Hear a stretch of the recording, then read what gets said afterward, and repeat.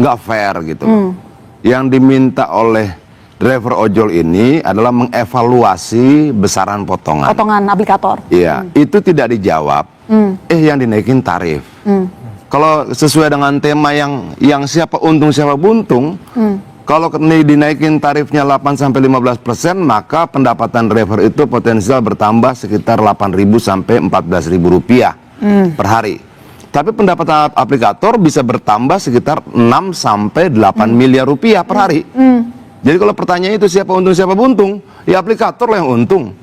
Itu loh. Kita belum menghitung dampak ekonominya. Kenapa? Karena ini menyangkut sekian ratus juta transaksi kan.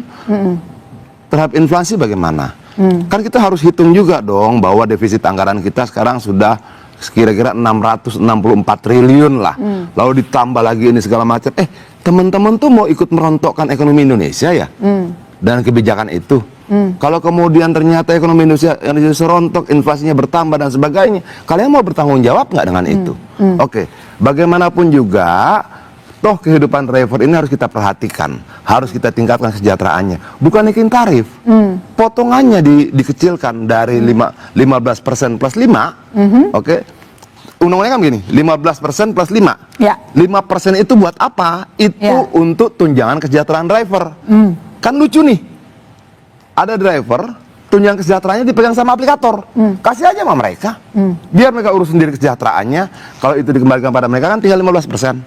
Turun lagi 5%. Seperti di Singapura. Di Singapura itu Grab cuma 15%, Gojek di sana itu cuma 10%. Di sana bisa. Kenapa di sini nggak bisa? Di sini nggak bisa? Oh, ternyata mereka mau memanfaatkan kemiskinan rakyat, minimnya lapangan pekerjaan untuk memberikan mereka upah murah, pembayaran murah, pendapatan yang kecil dan sebagainya. Kenapa? Di tengah keterdesakan kemiskinan, ketiadaan lapangan pekerjaan dan sebagainya, berapapun akan diterima oleh orang. Ya, Kementerian Perhubungan bisa menjawab nggak, Bang, keluhan Abang barusan dan hitung-hitungan Abang? Di Singapura bisa, di Indonesia nggak? Bisa jawab nggak? Mereka cuma bilang akan kita kaji. Setelah bertahun-tahun baru akan dikaji. Lucu juga, apalagi menterinya sudah 2 kali kita undang dalam raker untuk membahas ojol, nggak datang. Gitu loh. Tapi tadi begitu bahas anggaran datang. Gitu loh. Saya tadi sampaikan juga ke menterinya, Pak, maaf ya, Bapak 2 kali kita undang bahas rakyat, nggak datang nih bahas ojol. Tapi begitu bahas anggaran Bapak datang. Itu loh. Nah itu menurut saya penting, Mbak, ada potongan komisi yang harus kita turunkan. Ada pengambilan yang tidak punya dasar hukum harus kita selesaikan.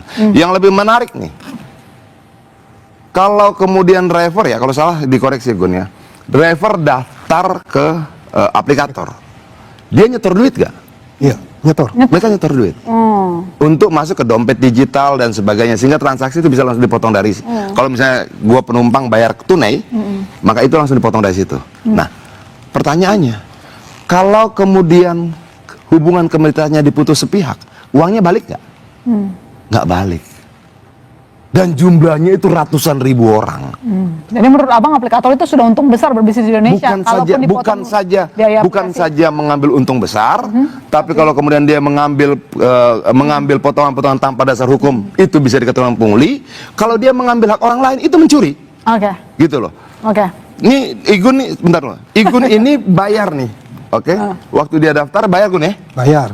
Bisa 200.000, bisa 300.000. Dikali sekian orang. Dikasih sekian ratus orang, bahkan sekian juta orang. Tiba-tiba dia putuskan mitranya.